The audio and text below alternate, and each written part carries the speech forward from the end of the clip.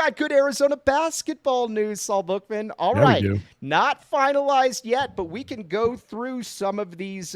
We can go through some of the schedule here and kind of talk a little bit about what we see and what we think about this schedule.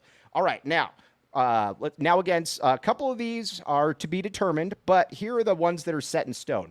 November 4th, Canisius, then November 9th, Old Dominion, good tune-up games. Then November 15th, Saul, at Wisconsin, my friend, at Wisconsin. That's where it starts getting interesting. Also, I don't like it, though, because Arizona plays Houston football that day as well.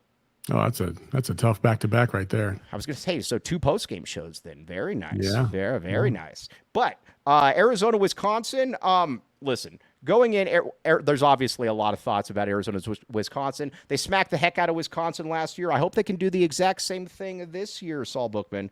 Because I mean, Wisconsin put it together towards the end of the season. They were a really good team by the end of the year.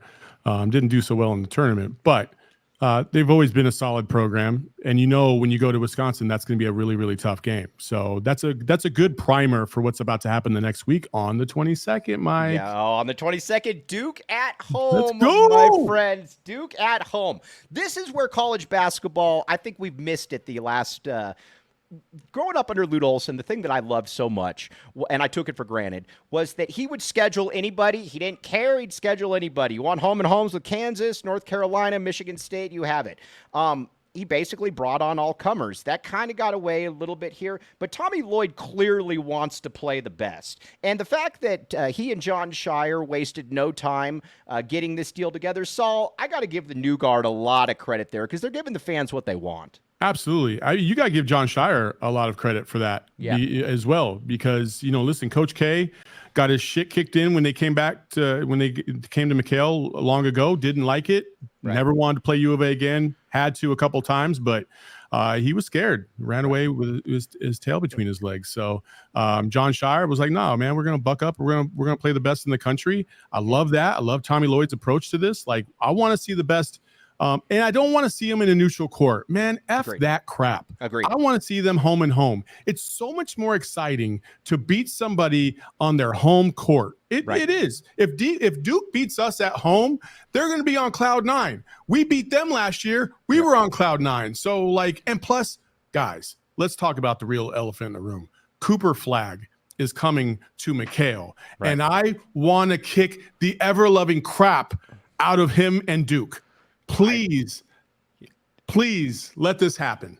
Ryan Hansen, who was kind of in charge of scheduling back in the day for Lute, made a point when he was on the show last time here. He said, Lute tried his hardest, but when you're a program like Arizona, listen, you're not quite Duke, obviously, but Lute Olson's not going to sit here and say, yeah, we'll travel to McHale and then we'll do a neutral site game in Kansas City or something. You don't do that because they're basically just spitting in your face at that point. Yeah. That's not where – but, again, I got to give these guys a lot of credit as well. Duke's going to be loaded as well. I like John Shire. He's recruiting at a super high level. This is also going to be an interesting game because, like you said, you've got a guy in Cooper Flagg who is obviously very, very good.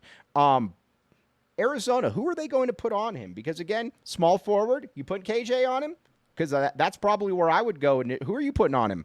Who are you putting on him? That's a tough matchup. Like, it is. Cooper Flagg is really, really good. Like, I'm not even going to – he's tall, he's lengthy. Shit, he was giving Team USA problems. You see those highlights? Yeah. Yeah, and that was legit. Like, I got in firsthand knowledge, like, that kid is the business. Right. And so – It's going to be a problem, but I definitely think, listen, Arizona has always been great at home. They're going to have to contend with him. They're going to have to be a little bit versatile. They're going to have to figure out how to defend him at a high level. You're probably going to see a little bit of Trey Townsend on him. You're probably going to see a little physicality on him, but he's a good player. So, if he's on that day, you're going to have a problem. KJ can step up, obviously, but there is a significant height difference there. Between Cooper and KJ. So he's going to have his hands full if he decides to take that challenge. So it's going to be a fun-ass game because the flip side of that, Mike, is, hey, Duke's got to guard them too. And no doubt. We got weapons. Yeah, we got weapons as well. And here's the thing with KJ, this is kind of where you wish you had Keyshawn Johnson. Can you come back for one more game just to put him on Cooper Flag or something Right. like that? But I was Arizona, about to say his name, and then I realized, no, we can't because he's right. not here anymore. But the thing with Keyshawn or with Cooper Flag, though, he's also, I mean, let's be honest here. He's going to be the first pick in the draft. He's a 6'9", 6'10" small forward. There's not a lot of teams in the country that are going to be able to cover him. It's going to be interesting to see what Tommy Lloyd does in that regard. So you got that. Then you got, obviously, you're entering a tournament, and then it gets very interesting here because you got a couple games that they're still working on right now. You're working on Central Michigan, very likely. You got UCLA in Phoenix, December 14th. By the way, I got to give those guys a lot of credit as well. I got to give Tommy Lloyd, I got to give Mick Cronin credit for making this one happen. I need it. What's that? I will never, ever, ever give Mick Cronin credit for anything. Yeah, that's fair. He probably did it with the utmost resistance. Yeah, that's true. All right, well, how about this? We give Tommy Lloyd credit for forcing it to happen. How about that? Yes, there we go. That's all what right. I like. That's the spin I want to hear. That needs to happen, though. And here's my next question, though, Saul. So this is obviously a loaded conference schedule. Would you like to see him continue this going into the Big 12 then? Obviously, we're in the Big 12 this year. But would you like to see where you've got, 3 top 12 teams at some points before you even get into Big 12 play? What say you on that one?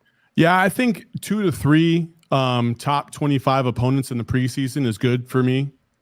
Just because of the gauntlet that is the Big 12. I listen, if it was any other conference, if it was the Pac-12 last year, I would say, yeah, like 5 or 6 would be great.